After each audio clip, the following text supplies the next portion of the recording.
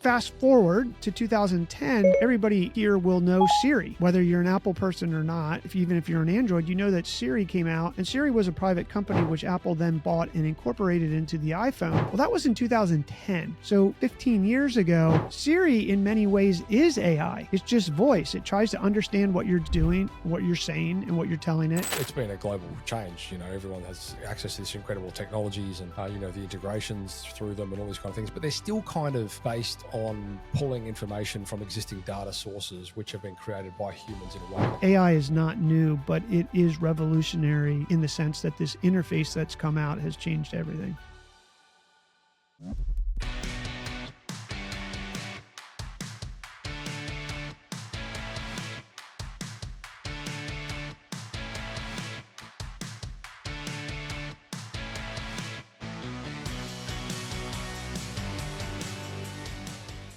April 3 and 4, 2025, World of Titans is hitting Sydney.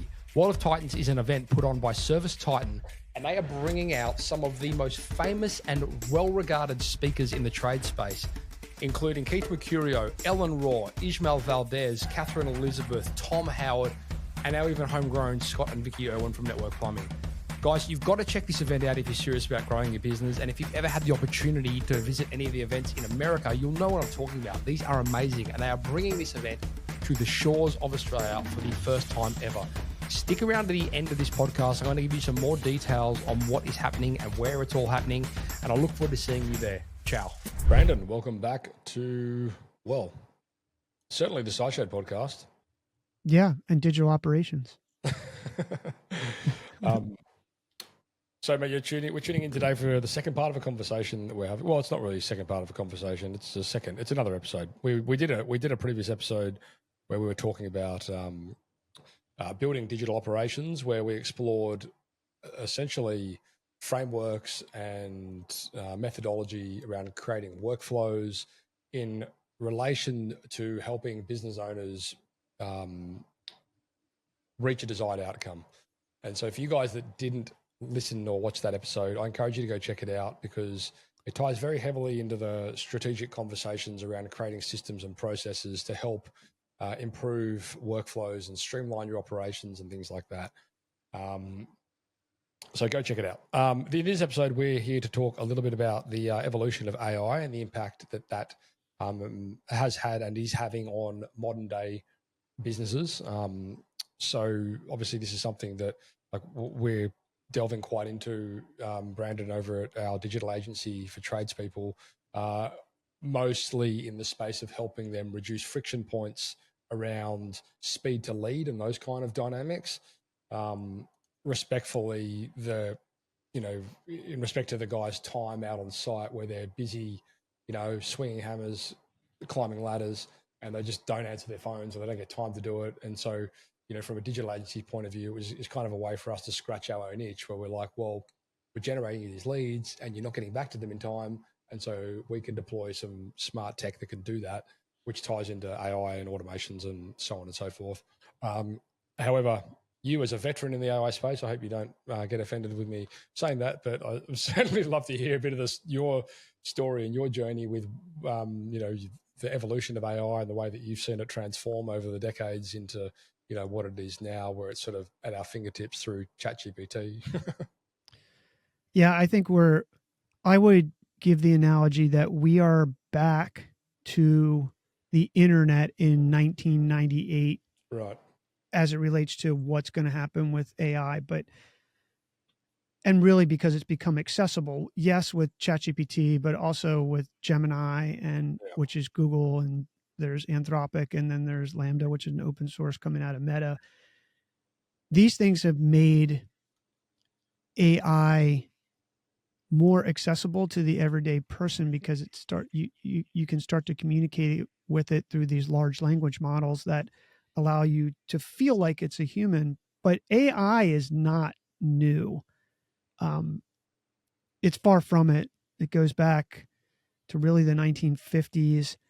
There was Alan Turing wrote a paper where there was this Turing test that somehow it worked, that you would pass it when a machine could appear to be like a human. And ChatGPT today very much feels like that when you prompt it and when you start talking to it, up until the point where it or its similar products like it start to make things up. And I'd say they call it hallucinations, but it basically just lying and making things up to you. So then you realize that it's not quite a person yet. But I could take your listeners back to 1966. There was a program that was built out of a professor from MIT called ELIZA. And what he set out to do was to try to have a program where the machine could understand what the human was saying. And it was a very primitive program, but it did start to appear to understand what humans were saying. And then in 1972, and there was a lot of things that happened between this, Matt, and your listeners. So I'm just using this we'll go over 4 points in history to be illustrative of how really far AI, machine learning, automations, if you will, or computer understanding goes back. So 1966, ELIZA comes out. It starts to be a program that can sort of understand what people are saying as the computer can understand. 1972, a psychiatrist out of Stanford comes and builds a program called PERI, which was designed to try to be an automated psychiatrist or counselor. And what they did, ironically, is they had ELIZA and PERI talk to one another, and it in a very rudimentary way started to talk to one another as if PERI was the psychiatrist and ELIZA was the person, and they were trying to go back and forth. So you think about this, we're in 2024, almost, maybe this is coming out in 2025. And this is going back to Alan Turing coming up with a test to test if a machine could understand. So the theory of AI or machine learning is all the way back then. And it probably is in papers before 1950 or 1946 when that happened. And then fast forward to 2010, everybody here will know Siri. Whether you're an Apple person or not, even if you're an Android, you know that Siri came out, and Siri was a private company which Apple then bought and incorporated into the iPhone. Well, that was in 2010. So 14, 15 years ago, Siri in many ways is AI. It's just voice. It tries to understand what you're doing, what you're saying, and what you're telling it, and it tries to implement it. It's not very good, probably. I don't think it's very good. I find myself yelling at Siri regularly, and I turned it off. But then fast forward 4 more years, and Amazon comes out with Alexa, and Alexa was designed to do something very similar to Siri. I turned off all my Alexa because I find myself yelling at Alexa. The only thing I found that it was good for, and I haven't used it in many years, so it could be awesome. So I don't want to offend anybody listening that has used it, but it used to be Jeff good for. He'd be listening to this. What's that? Don't offend Jeff. He's an avid listener. Oh, Jeff. God, there's always a Jeff in there. Jeff Bezos. Oh, well, he's probably listening. He's offended, but he's probably doing it from his yacht, so he's probably not that offended. Which could be somewhere going around Australia. What is that thing, like 500 feet? But anyway, 2014 Alexa comes out, tries to understand what you're saying, and tries to really the advent of voice search onto the internet in many ways. And then fast forward to 2 years ago, ChatGPT releases. I think I did a presentation, and there were like 157, give or take, AI companies out there. And within 6 months, there were 1,700. And I think the last count, there's like 15,000. And basically what ChatGPT did was build this large language model interface. It's really an interface based on prediction that allows a human who can't do programming to interact with it. And that's really the magic of these things. And now the whole world is going to change. And I don't know how many people, do you have a lot of Teslas in Australia? Yeah. Okay. So I have a Tesla X. It has full self-driving, and it's the most amazing thing you ever, at least I've experienced, in the sense, like, as a kid watching the Jetsons, thinking that, wow, like this stuff could be real someday. And now a car like drives me to the airport. Does it actually drive you? You haven't even got to do anything? No, Matt. It pulls out of the driveway and it drives. Wow. Yeah, wow, is right. Yeah, we don't have that here yet, I don't think. Maybe you haven't released full self-driving, but we have full self-driving. It's an option that you have to buy, and I bought it. But yes, you have to pay attention just in case. But no, it will drive me from here. I live in Half Moon Bay for listeners. You can. It's on the San Francisco or in the Bay Area I'll Peninsula put a on the link to your West Coast. address in the show notes. Okay, yeah, put my address in there. You can put it in FSD and drive there from Australia. Try that. That's how you'll find me. The but that is the real AI. I mean, to think that a car, and by the way, the full self-driving of Tesla is driving off of cameras. The Waymo, which is Google's AI solution to self-driving, is driving off of sensors and LiDAR and maybe some cameras, but not as much. But when you start to think about what's happening, I mean, and this, your listeners are probably just like, this guy's a total geek. But if you start to think about what's happening in that Tesla car, it is looking out of the computer, is looking out of a camera. It's interpreting the road. It's making decisions in the car. This isn't going back to the cloud to some supercomputer. This is happening in the car. It doesn't have enough time to transmit things. And it's happening at what basically bare metal is just absolutely insane to think about what's possible and what's going to come down the road. So I hope that just provides a little bit of context for the fact that the AI just didn't like come on the scene. It's been on the scene. We've been using AI. For people who are old enough, they'll maybe remember these recommendation engines for shopping. In the United States, we had one called My Simon.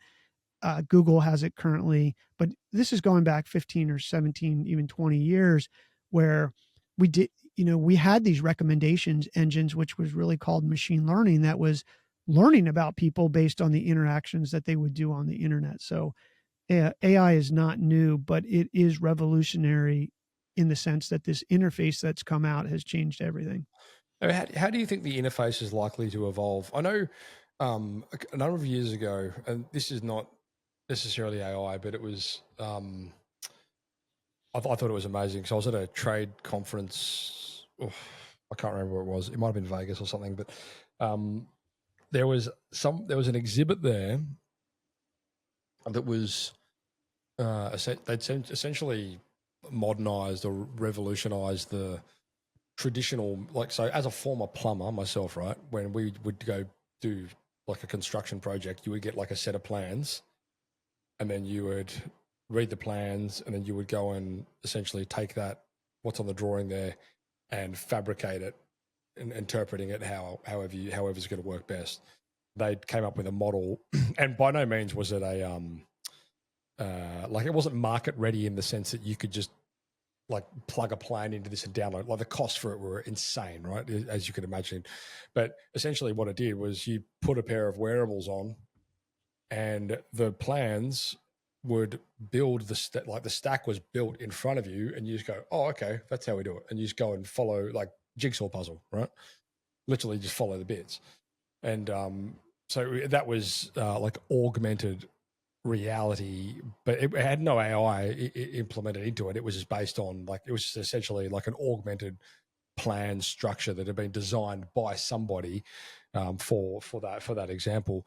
But then it really got me thinking back then, and I guess now when we're talking about the way that we access technology, I still feel like it's kind of archaic to a degree. Like we're still using these keyboards with a QWERTY, like how I can't imagine that's going to be around long, truthfully. And even the devices, like you look at the mobile phones and all these devices.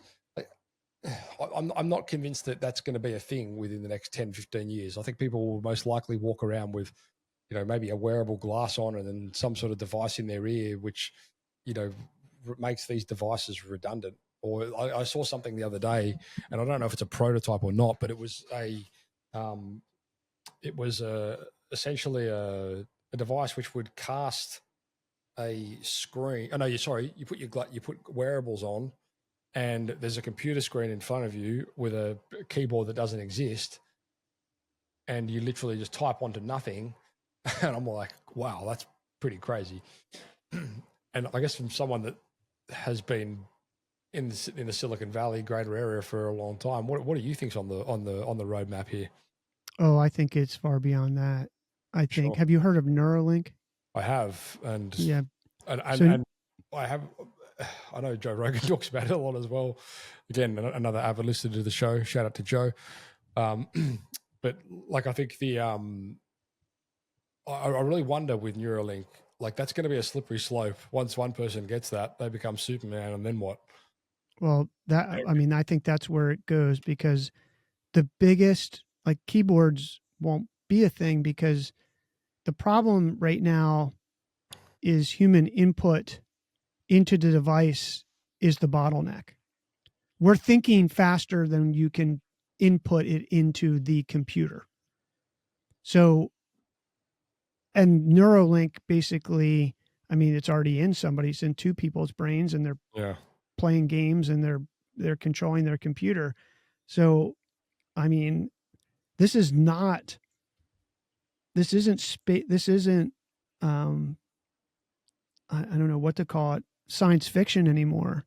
This is real, that I think you're basically going to be able to think, because once you've solved the bottleneck from thinking to input, yes, you will become Superman. I think I had a small panic attack the other day when I was reading their advances. I think they're going to put it in 25 people next year, and the bit rate is basically like 40 bytes, which now makes that person like on par with what a person could input, and then it's just going to expand. So you're going to be a superhuman.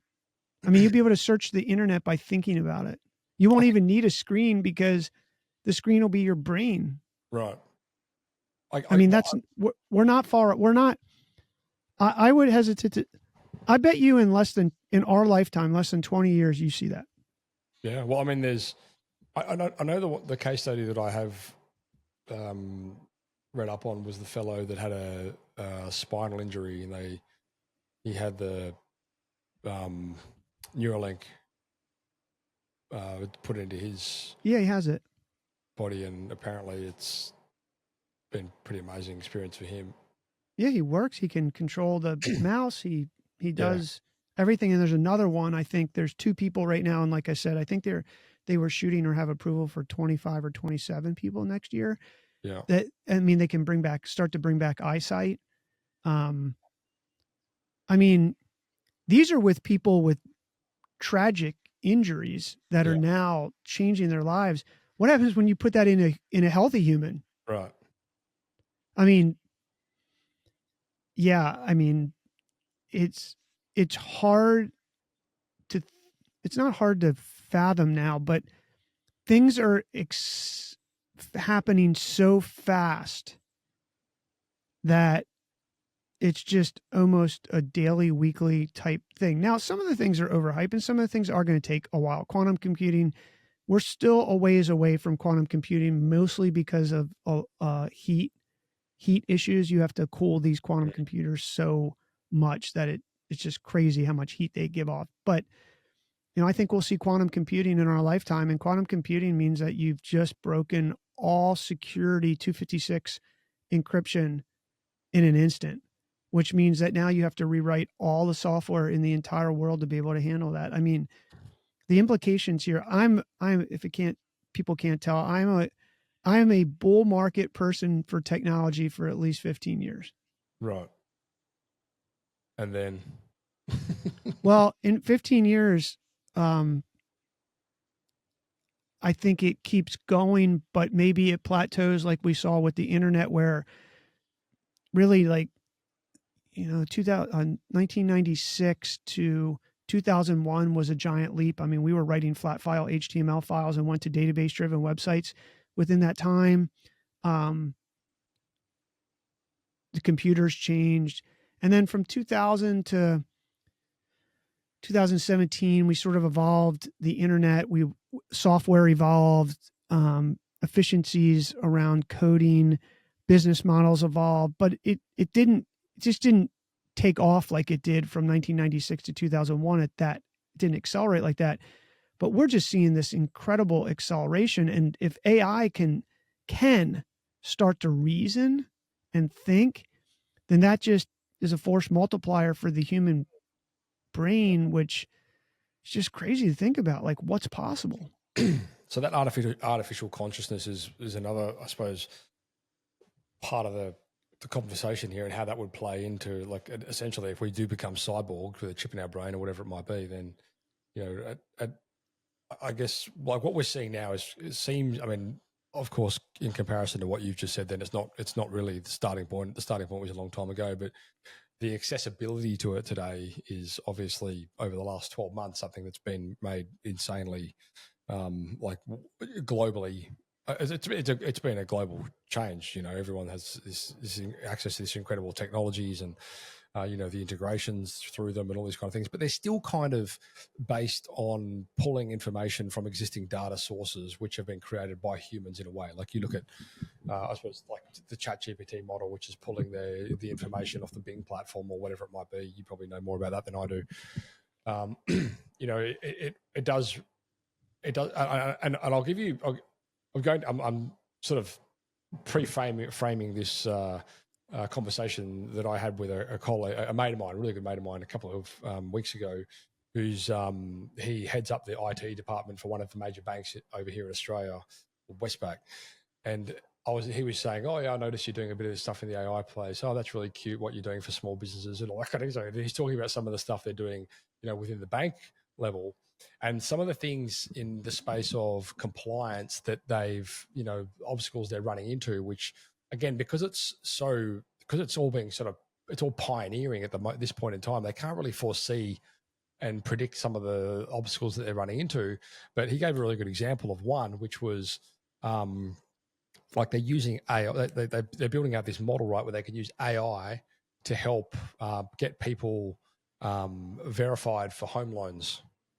And so the AI basically inputs some information, and the AI goes away, and it then says, okay, yes, you have, you've been verified for this, or you haven't for whatever reason, right?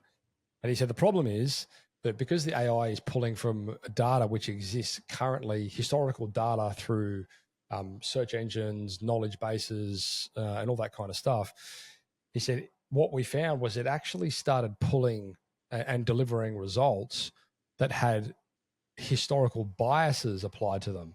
For example, if you are black or if you're a woman, you are less likely to get verified for a home loan based on historical data. And so all of these things that started like unfolding, and they're like, well, how do we mitigate? So now their job is like, he goes, it's super exciting. And again, like he goes, that's kind of cute what you guys are doing for small businesses, but when you got to think what we do can like does this literally can affect people's lives? Like it could be like well, he didn't get this home loan when he killed himself, and it was based on an algorithm failure or something along those lines, right? Like it's life or death stuff to a degree. And so the macro, I suppose, ramifications of these things not going accordingly or not going as initially planned, something when you zoom out that we probably like. It's very hard to comprehend these things.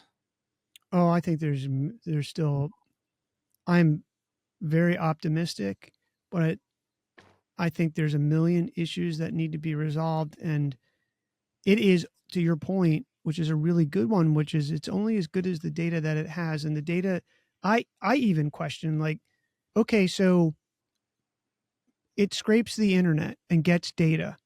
Well, I can, and I'm sure you can, and listeners listening out there, you can think about 50 blog posts or posts on the internet that are wrong, completely wrong, like completely wrong. I mean, not even close, right? Or so you have no validation of the data going into it. The amount of training that needs to happen for any of these, just like these mortgage thing you're talking about, is enormous. You're seeing it with hiring, with job applications. So using AI to filter job applications, like all that's happening now is that people are getting AI to write the application for the job application so that AI passes it through. Well, now you're just back to ground zero, which means if you had 500 applicants, you have 500 applicants because they all used AI to write the application to trick AI. So it is, and one of the things that I looked at was like, where's the real money in AI? I mean, the money for your listeners who are running small to medium-sized businesses and trades are implementing these tools in places that make their business more efficient to either take out a manual process, automate something, or at least automate it enough before a human has to get involved that frees up some time and whatnot. But the real money in AI is really the companies that are making tons of money are people who train the data. But here's the problem. The people who train the data inherently have biases, unless it's like, is this a cat or is this a dog?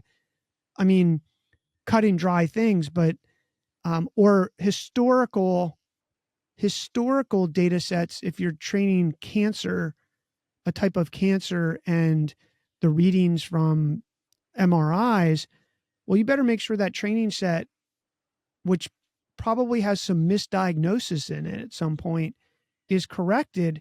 Otherwise, the AI inherently is wrong. I mean, there's so many inherent challenges with what's happened is we've unleashed the beast, but we have not figured out. Well, I'll say this. The people who unleashed the beast did know. It's very hard for me to, I mean, can you think of a PhD student who's programming an AI agent doesn't understand that it's only as good as the trained data and that trained data could be biased? Like, I'm not saying that anybody was irresponsible. I'm just saying, it's out of the can now. So, it's going to be the Wild West for a while.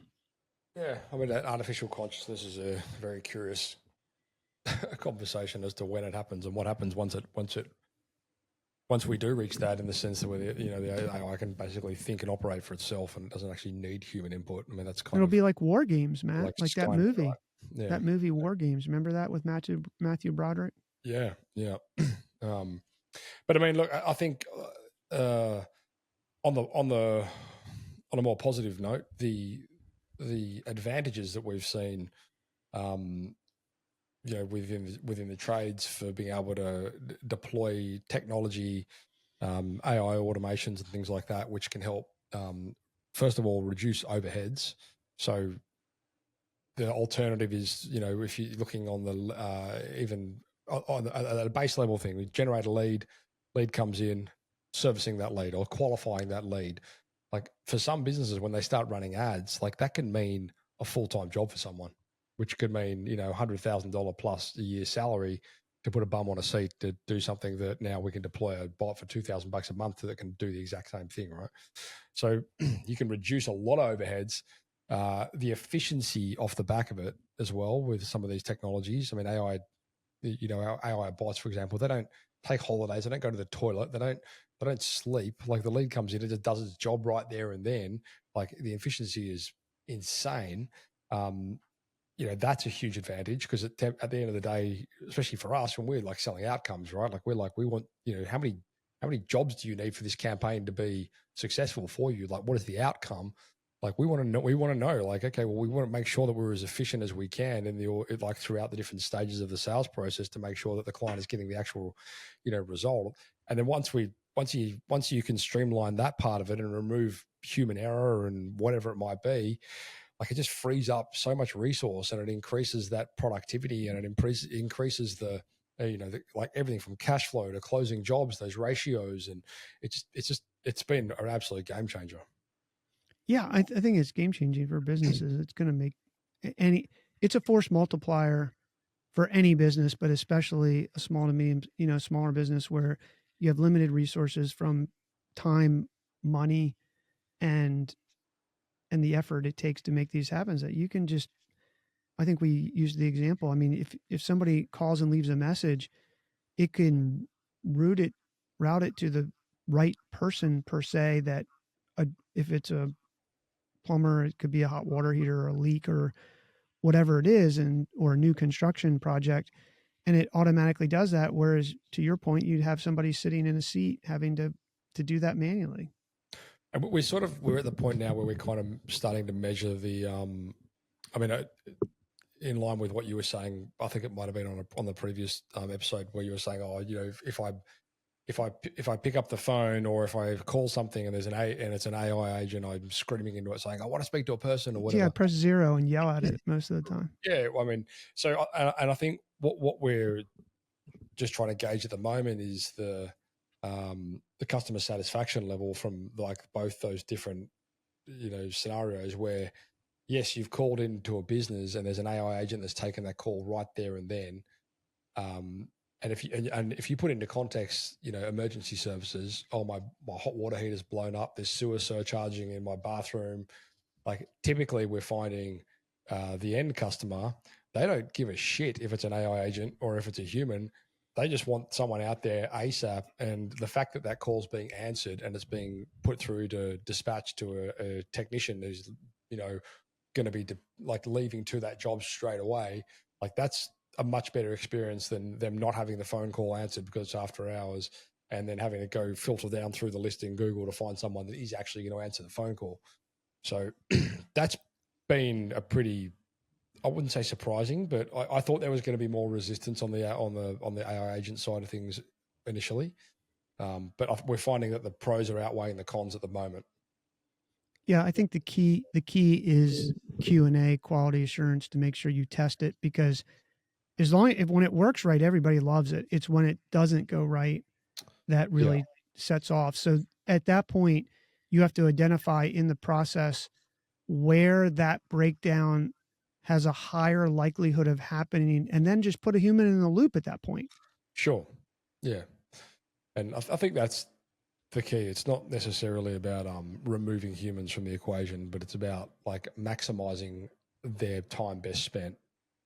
And, you know, we see this, like we're deploying this stuff for teams that, you know, people that have sales teams, because we know the sales individuals, their time is better spent quoting jobs and taking payments than it is triaging leads that are coming in, of which we know through cold traffic, half of them are going to be completely, you know, DQ'd anyway. Yeah, I think the real magic today is understanding the limits of AI and what it's good for, what it's not good for, and what certain types, whether that's from a company or whatever it is, different algorithms, how good they are at what they do, and then figuring out, you know, where that fits in your process. And if you do that, that's going to fall directly to your bottom line, which means you're going to make more money. Yeah. I suppose like respectful of what we were discussing in the last podcast around being conscious of over automating. But I think, again, if you start with the workflow and you figure out what the outcome needs to be, then it's just a matter of streamlining parts of that workflow using tools like automations or AI or whatever it might be to help get to that outcome. But yeah, I wouldn't necessarily recommend starting with the tool unless you understand what the flow needs to be in order to get to the outcome. Yeah, I think you just have to identify that. I mean, and just for example, for listeners who didn't listen to the last episode or other episodes, you could automate. You know, we've talked about sales and marketing, but you could automate quotes so that if you were trying to give a quote, maybe the AI, based on previous projects that you've had, you can feed some parameters in and it can give a quote faster. So you could. We're doing that for estimates. Yeah. Essentially, like we're going to help AI estimate, but not quote yet, because there's still variable. Again, right? It's still subject to the information you're putting into it, right? Fair enough. So that's a better, I mean, an estimate versus the actual quote. You probably put the human in the loop between the estimate and the quote, but things like that, or we've seen things from financials.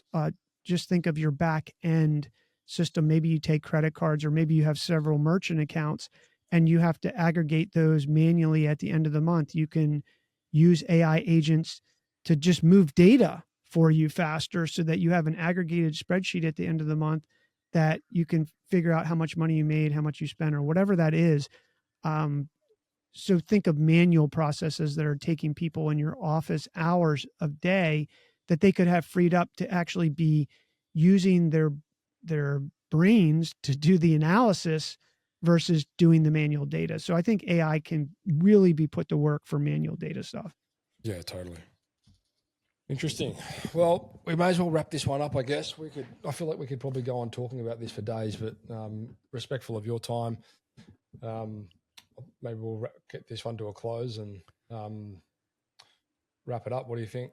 Yeah, I think it's a good idea. I think it's an amazing time to be alive, Matt. If for your listeners out there, you're running some sort of trade, it's an amazing time for you to be able to implement these new technologies to do things in your business that 10 or 15 years ago you just would have never thought that was accessible to the small to medium sized business, that was only accessible to these larger businesses because of the costs.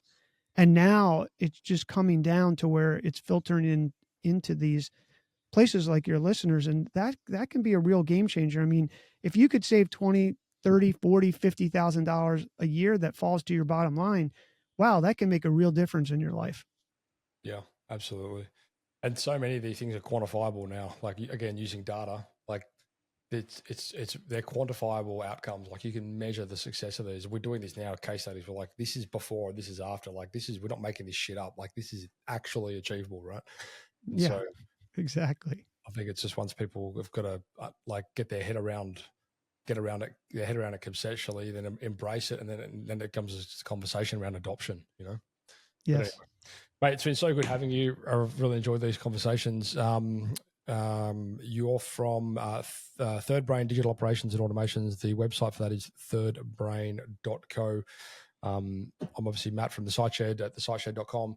And if your listeners or viewers, if you've got any questions or if you have any insights into anything that we've discussed here, or if we need to expand on anything, I'm sure I could rubber arm Brandon into coming back on the show and sharing a bit more of his wisdom. Otherwise, look forward to those comments. And look, let's wrap it. That's it. Site Shedders, I have an amazing time-sensitive announcement that you need to hear.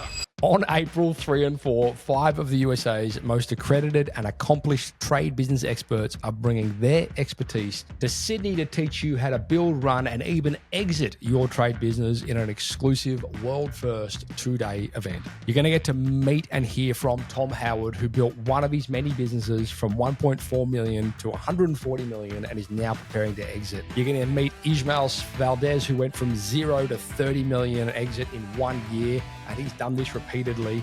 We're also going to hear from world-renowned experts Ellen Raw, Catherine Elizabeth, Keith Mercurio, and our homegrown plumberpreneurs Scott and Vicky Owen from Network. For the VIPs, Thursday will include a tour of Sydney-based Network Plumbing's HQ, which is currently about 40 million revenue.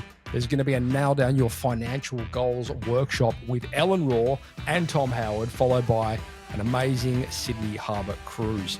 On the Friday, you're going to learn from the best in a jam-packed day with sessions from Keith Mercurio, Catherine Elizabeth, Ellen Raw, Ismael Valdez, and Tom Howard, who are all leaders in their relative fields. And if any of you, like me, have had the privilege of attending any trade-specific conferences, trade shows, seminars in the USA, you'll know what I'm talking about. There is simply nothing like these events. They are life-changing. And if any of the following points relate to you, you need to make sure you attend this event. You want to learn how to grow your home service business from 1 mil to 10 mil or from 10 mil to 100 mil. You want to overcome the mental roadblocks that are holding you back from reaching your dreams. You want to learn how to budget and become a first-rate financial manager in your business. You want to learn the formula on how to start, grow, and sell a trade business. You want to network with the best in the business. You want a tax-deductible excuse to work on you and your business in one of the most iconic locations in the world. So if that all sounds good, head across to thesiteshed.com,